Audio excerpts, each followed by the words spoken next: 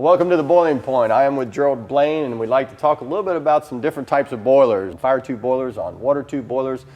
Gerald, there's condensing boilers, there's hot water boilers, there's all kinds of things out there. We'd like to talk about this one. This is a Parker, and maybe talk a little bit about what this boiler is. Yeah, this unit, it's a Parker boiler. They're out in California.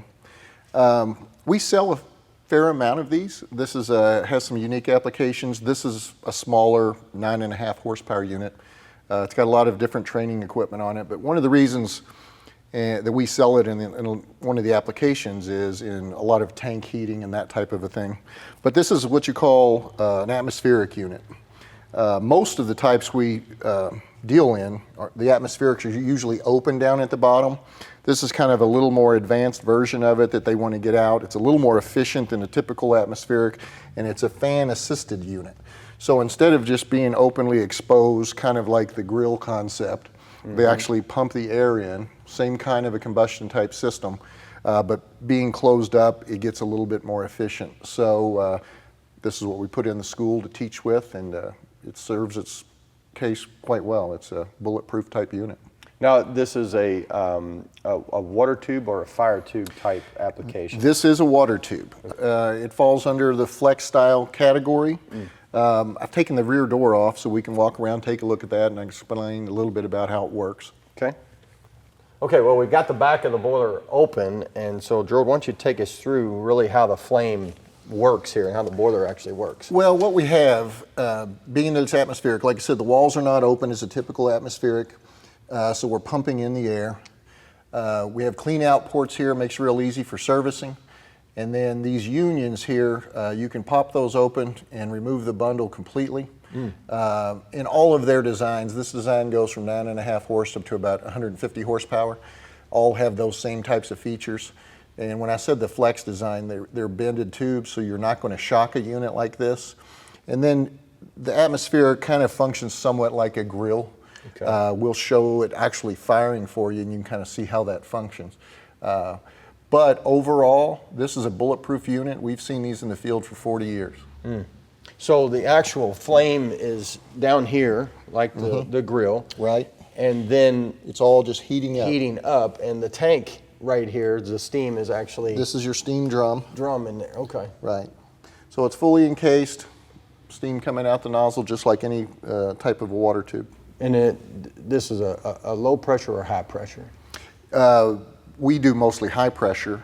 They do low pressure as well. Okay. And they also make a line of hot water boilers. Okay. All right. We will continue to talk a little bit more about the different types of boilers that we actually have here at our Boiler University lab. We need to talk about fire tube boilers. So that's what we're going to do. We're going to talk about a simple thing about a fire tube boiler and how it works. Welcome to the Boiling Point. I'm with Stephen Taylor, Rental and Equipment Manager here at WARE. I thought today we'd talk a little bit about the fire tube boiler. We've done a lot of Boiling Point episodes, but we've never really talked about the fire tube and really how it works. So it's a very probably simple discussion, but I think it's something that we should talk about. So let's just first talk. We've got our burner. We've got a 150 horsepower boiler. It's a 150 PSI design. Yes. And then let's talk about how the flame goes in and how the transfer of the gases go. Yeah. We'll get a better view from the back, but from the front, the flame goes down the center tube, which is the Morrison tube. It hits the turnaround area in the back, which is cut off. It's separated by other refractory. Hits the lower section of tubes, come to the front. Again, hits a turnaround, goes through the back section tubes, and out the stack at the back. It's a 3-pass. Okay, so the actual flame is actually down the middle of the Morrison tube, so the gases are inside the tube. Water is around the tube in a fire tube boiler. Right. On a fire tube boiler, the fire is in the tube. Water tube boiler, water's in the tube. Okay, now on a fire tube boiler, you can have a 15 PSI, 150 PSI design like this, 250 and on up, obviously. Yep. But what makes the difference? How do they actually do that? It's all in the thickness of the steel and the way they go through the ASME code and how they build the boiler. It's built to a spec for that pressure design. Okay, and from an efficiency standpoint, maybe talk a little bit about that on how that works with the tubes. The biggest thing on efficiency is the higher the pressure, the less efficient the boiler is going to be, because the more energy you have to put in that water to create that higher pressure steam. Okay. That's the biggest issue. Okay. From a tube standpoint, you know, everybody's going to XID tubes to get more efficiency, to get more heat transfer through the tubes, and that's about the only difference there is. Okay, so how much steam does like a 150 horsepower boiler produce? 5,100 pounds an hour. Okay. So where's the steam at in a boiler? Steam disengaging area, the water level is about here, just about the bottom of this, top of this connection.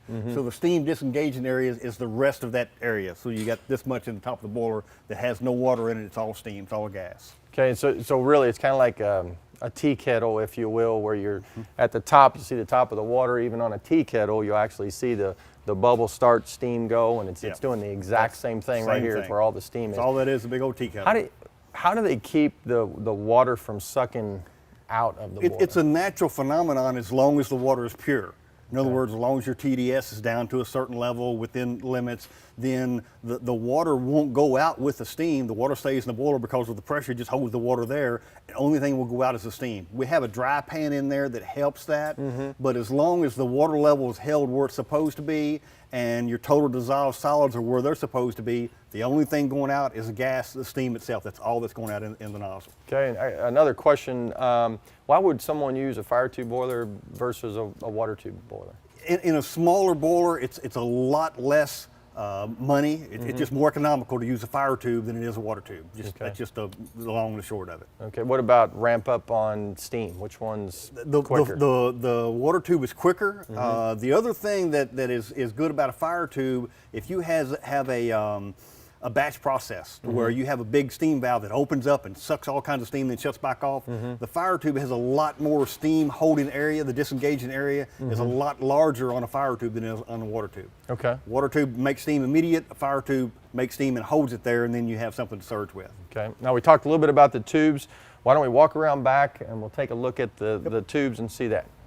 All right, so we're coming back to the back of the boiler. We thought we'd give you a good look as we've talked a little bit about the tubes, and you can actually see it. So maybe Stephen, take us through what you were talking about. We can actually see it now. So this is the Morrison tube. The burner's on the other end. The main flame is coming down. It doesn't come all the way to the back. You know, it'll come down 2/3 of the way down that Morrison tube.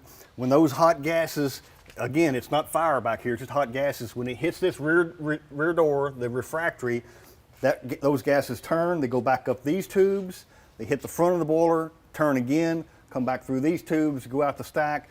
Again, by the time when the gases hit here, they're going to be in that 2,200 degree range. When they go out here, we'll have them down in the 400 degree range. All the rest of that heat is absorbed by the water itself, creating steam. Okay, and is that pretty much typical of all sizes, different passes, this type of design? Yeah, it is. It's pretty typical. You know, this is a 3-pass unit. You've got 2-pass units where the stack would be up to the front, and then this would be gone. The fire comes in, or the heat comes down the Morrison tube, hits all of these tubes, goes back to the front and out the top, and then you have a 4-pass that comes back here, turns, goes to the front, comes to the back, goes back to the front again. And that's just really gaining a little bit more efficiency, or what? Why do we do that? Everybody has their own theory about it. You can put a high efficiency burner on the boiler and get the same efficiency out of the boiler as you can with just using the 4-pass. So everybody has their own theory about it. Okay, and real quick on the back door, the refractory. This refractory is a high temperature, high modulus refractory, so it's set up to where it has very little shrinkage. If you have a lot of shrinkage in this refractory, then you're going to get creases around it. It's going to crack, all kinds of problems. We've worked a long time getting the right product to do that with, and it's good for 3,000 degrees. We don't ever expect to see that here, but we overcompensate for everything that could happen in the industry. Well, welcome to the Boiling Point. We're with Stephen Taylor again, just carrying on from last week where we talked about the Firetube boiler. I thought, hey, let's go ahead and keep this going and we'll talk about the Watertube boiler. And we just happen to have one back in our shop, of course, one of our rental units. Stephen, let's talk about the Watertube boiler and how the actual gases and really just how it actually works. Okay, maybe take us through. All right, get your burner sitting here. You can see the gas drain on the front end here with the Maxon valves. Big wind box on these. The inside of the Watertube completely different than Firetube. Firetube, you have a round Morrison tube. In a water tube, you got a great big wide box, big rectangular box. It's, you know, this wide, this tall, the length of the boiler. So you have fire that comes out there. It goes down about 2/3 of the way down the firebox itself, and then it just gases, hot gases from there. So the flame is actually about 2/3. Flame's about 2/3 of the way down Okay. that firebox, correct. Okay. And then it touches the rear wall, the gases hit that rear wall, and they turn. On this one, this is an O-type boiler, so it's got a mud drum on the bottom, steam drum on top, tubes around the outside. So that fire comes down that firebox, hits the rear wall, turns, and comes between all those vertical tubes that are on both walls. Comes all the way back to the front of the boiler and then out the stack. That's how the gases escape. Okay, now the real difference in a water tube and a fire tube is that the water is actually inside the tubes. Inside the tubes instead of outside the tubes on a water tube. That's So correct. the water's inside the tubes. Where's the steam? If you look at that gauge glass up there, which is the two vertical pieces that have all the bolts on them, about 3 bolts up, that's where the water level is at in this water tube, which is about 1/3 of the way up that steam drum. So the rest of that big steam drum up there, you've got this much water in it, all the rest of it is what we call the steam disengaging area. So that's all steam in that steam drum. Okay, and once you touch a little bit on the bottom drum, which is the mud drum, and what that really serves a purpose for. Yeah, the mud drum is where all of the condensables, you know, any particulates that the water softener doesn't take out, chemicals that are solids, any of the solids that are in the water, they collect in the mud drum, and then periodically, typically once every 4 hours, once every 8 hours, it all depends on your water treatment. That is manually blown down, and that stuff is just flushed out and goes out into the sewer system or whatever system they have there to take care of that. Now we've got different styles of water tube boilers. As you said, this was an O, This is an O-type. but then we also have a D. D-type, and then you get up into a lot bigger boilers, you have A-types, open bottom types for solid fuels.